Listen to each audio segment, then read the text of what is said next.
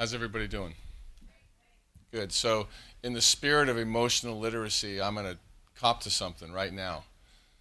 I'm a little nervous, but more than being a little nervous, I'm actually a little angry. And I wouldn't be being me if I didn't say that. And it's healthy anger that more men aren't here.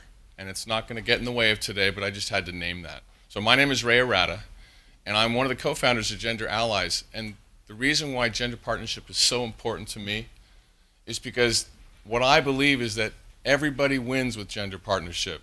Men, women, our organizations, and our families. And so as a man, especially as a business partner to two women partners, as a husband to my wife, Anna Barb Gelada, that has a career, and my 21-year-old daughter and my two sons, I get how important a healthy, functioning model of masculinity is for myself and men to adopt. And we've heard a lot of stuff today around gender equality and some of the issues around gender violence. And if more men adopt this healthy masculinity, we're going to be in a better position to shift the needle. So one of the things that I want to present for everybody today is this next section of our day is really about looking at why gender partnership is so important to all of us, whether that's men, women, workers, executives, husbands, wives, mothers, and fathers. So the context that I want to offer you guys today, and gals, is a dual context. One, listen with curiosity. Two, pay attention to your self-reflection. Because in a few moments, we're going to look at a video clip from the documentary by Jennifer Siebel-Newsom called The Mask You Live In. And what you are going to see is how these outdated masculine norms and behaviors are still pervasive in our culture. And here's the real tough part to swallow. It's in our young boys. So we don't just have a little problem, we have a big issue that needs to be addressed from our young boys all the way to our corporations. And so what I'd like to do is cue Joel to start that clip, and let's take a quick look at that. Stop crying. Stop with the tears. Don't cry. Pick yourself up. Stop with the emotion. Don't be a pussy. Don't let nobody disrespect you. Be cool and be kind of a dick. Always keep your mouth Nobody shut. likes a tattletale. Bros come before hoes. Don't let your woman run your life. You a bitch. What a fag. Get laid. Do something. Be a man. Be a man. Grow some balls.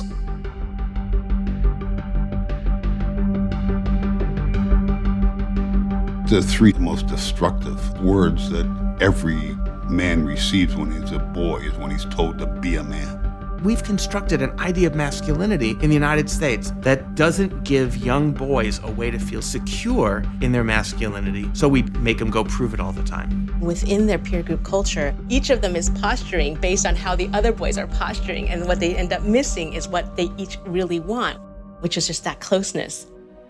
In good times, guys are like really close to each other, but when things get a little bit worse, you're on your own.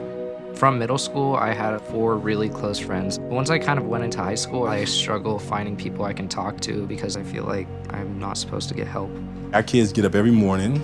They have to prepare their mask for how they're gonna walk to school. A lot of our students don't know how to take the mask off. What is it you don't let people see? Almost 90% of you have pain and anger on the back of that paper. If you never cry, then you have all these feelings stuffed up inside of you, and then you can't get them out.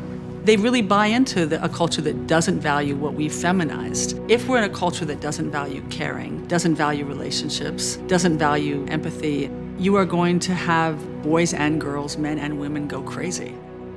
I had anger issues in high school. I felt like an outcast. I've been suspended at least once every year I was here.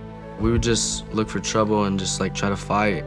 Boys are more likely to act out. They're more likely to become aggressive. Most people miss that as depression or see it as a conduct disorder or just a bad kid. I felt like just giving up on life. You know, I actually had suicide thoughts in my head at 6th grade. I felt alone for a long time, and I actually thought about killing myself. Whether it's homicidal violence or suicidal violence, people resort to such desperate behavior only when they are feeling shamed and humiliated or feel they would be if they didn't prove that they were real men. If you're told from day one, don't let nobody disrespect you, and this is the way you handle it as a man, respect is linked to violence. If I can man up, why step down from that? You feel me? It's like instinct. So man up. Man up. Man up. Man up. Pull some fucking balls. Act like a man. Be a man. Be a man. For my kids, I was going to end this hyper-masculine narrative here.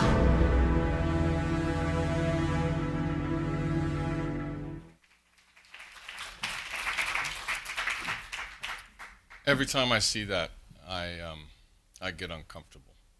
And it's time for the mask to come off. And when I look at that video and I see all those young boys, one of the women panelists earlier talked about this context of family and how do we scale from one little family to one big family, the company. And what I want to invite you guys to think about, because we're going to do a quick pair and share. I'm going to have you turn towards the person next to you and take 2 minutes and share what came up for you, reflections, observations you had in watching that video. But think about this for a second. Those young boys with those old, outdated masculine norms grow up, and they're in our companies. Maybe they've learned to play the game a little bit better, but men need a new, healthy, functioning way, and that's what my life's work about. So just take a moment right now, turn to somebody, anybody, it doesn't really matter, man or a woman, and take 2 minutes, and I'll give you a quick little signal after 2 minutes. As the mother of a son, this makes me very sad, but I know that women are also guilty of putting those pressures on men as well, and young men as well. I hope I haven't done that to my son, but who knows? Other women probably have. And I don't know how we change that, but we have to change that. We also have to treat each other with respect and decency. In addition to being dad to two young women in their 20s, I have two boys at 8 and 10 years old, and Christine and I were talking about, okay, well, this is like gut check time for me. You know, how are we, you know, how are these boys faring on this question? And I, you know, see some positive and some, maybe some challenging issues. So I think as a parent, there's a lot we could do to learn from this, and we better do that. So it's an opportunity really for us to recognize that innocently, because of the culture, we're reinforcing these mores and these probably future behaviors. There's something we can do about it. I'll say this one thing on point to what you just said, Jim, and I'll say this to everybody actually. We have to start with the men who get it or want to get it, and we have to elicit the support of the women who are with the men to demand that the men wake up, man up, which in my book is become a more emotionally mature and literate and accountable, and to step up in their roles as husbands, fathers, leaders, and friends. So it's, as I can't remember who said it, it's not, actually it was Congressman Spear, it's not a woman problem, it's not a man problem, this is our problem. And so if everyone in this room understands this, then you can invite the man that you know in your life that he has a responsibility, right? So Rufus, you were giving me a cue. Are we running out of time, or we have a microphone? Thank you. Hi, I'm Sima Lieberman, and I have to say I live in Berkeley, and I have a 19-year-old son. And I think that when we talk about men that get it, what is it that they're getting? Because I think we have different definition of what it means to get it. And one of my concerns is that, we talk about men and what it means to be a man. I think we have to redefine what it means to be a man. But at the same time, one of my concerns is, maybe because I live in Berkeley, I don't know, but this whole thing of like women good, men bad, and I'm concerned about that. You know, my son plays with guns. I'm okay with it. I'm okay if I play with guns. I mean, so, and with women, we have to teach men what it means to be a man in a different way, and also for women, we also have to teach young girls, if we're starting young, what it means to like yourself. Because if we think that for men, it means to be a man is to have sex with a lot of women, get a lot of women pregnant, and then for young women, we think, okay, or for women start thinking, this is how I get love, that I have to do this, and this is all I can be. I think that if we are talking about, I mean, I have ideas about what we should do when we get older, but when we're starting young, I think we need to redefine for both. Absolutely. What it means without making anybody try to be like bad because they're this or good because they're something else. I totally appreciate your concerns, and to answer your question, instead of falling into the trap of a man answering what does it mean for a man that gets it, I refer to my partner and other respected women because they are the ones that I need to learn from to understand what it means to get it. So Rihanna, what's your definition of what it means for a man that gets it? There's an old saying about, oh, it was about pornography. Well, I don't know how you define it, but you know it when you see it. And I think that's true with men who get it, although I would say it starts with little things like listening. That there's a way of listening and actually being present, not overtaking the space of the conversation or trying to fix whatever you're trying to talk about or express. So it's 1,000 little things that I think show that. But my encouragement to everybody is to open the conversation called, what do you think getting it is? Yeah. Because the men I work with in corporations, we have this phase they go through called, I thought I got it, but I didn't get it.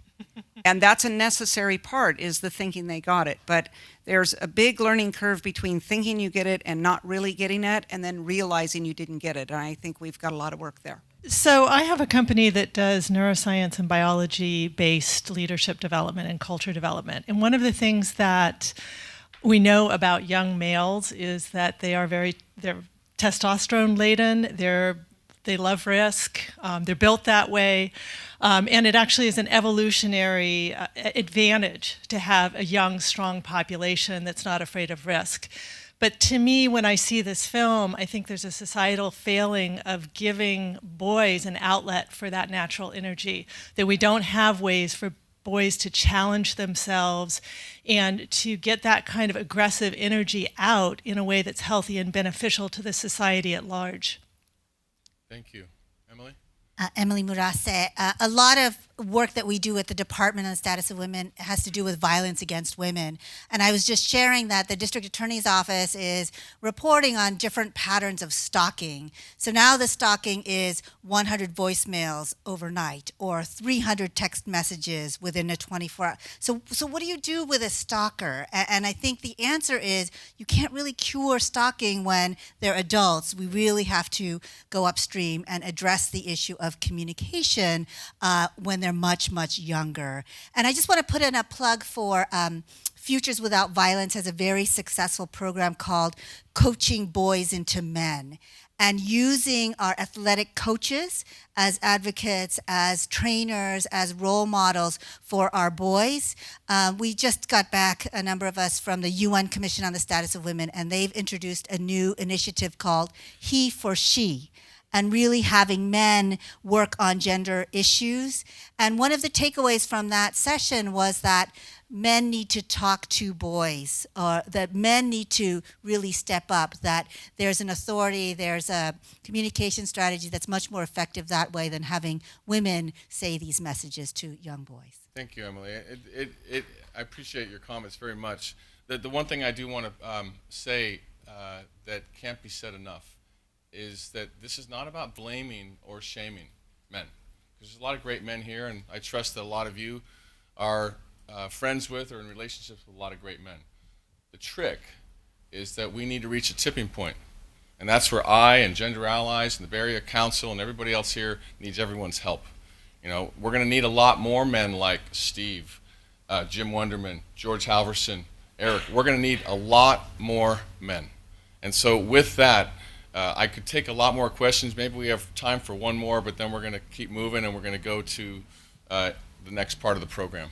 Debbie. Thanks, Ray. I'm Debbie King. I'm with Gender Allies. The thing I'm present to after having seen the film is I do a lot of work with executive men. I grew up in the corporate environment, and I'm old enough now where I can get away with this, and that is kind of like having compassion for the man that's in front of me that was that little boy in that film that got all those messages, and making room for the way they've had to figure it out with all of that. So that's one thing. And then also being in an ongoing inquiry, like what Jackie Spear challenged me to do, is to ask the questions that I have been hesitant to ask, to have the courage in the face of whatever that little boy who's shaped now into this man, and say, where are the women? And you know, stand in both of those places. Thanks. Thank you. This may not be the most popular statement, but it does reflect what our friend from Berkeley said. And I think that truly to be equal in these gender partnerships, we have to turn the mirror on ourselves. Because little girls wear that same sort of mask. And I watch them being raised right now. And they, you know, part of our responsibility is not just about the little boys, but the little girls. Part of our responsibility also as leaders is to be those femtors, did someone say, for women, because I've had a very long career, and I've met a lot of women that did not want other women to rise to the top. There is a syndrome, because that's competition. They're the only ones at the top. They don't want anyone else. So we can't blame it all on the men, and I know you're not. But we do have to turn the mirror on ourselves for this to really work. Thanks for that ownership.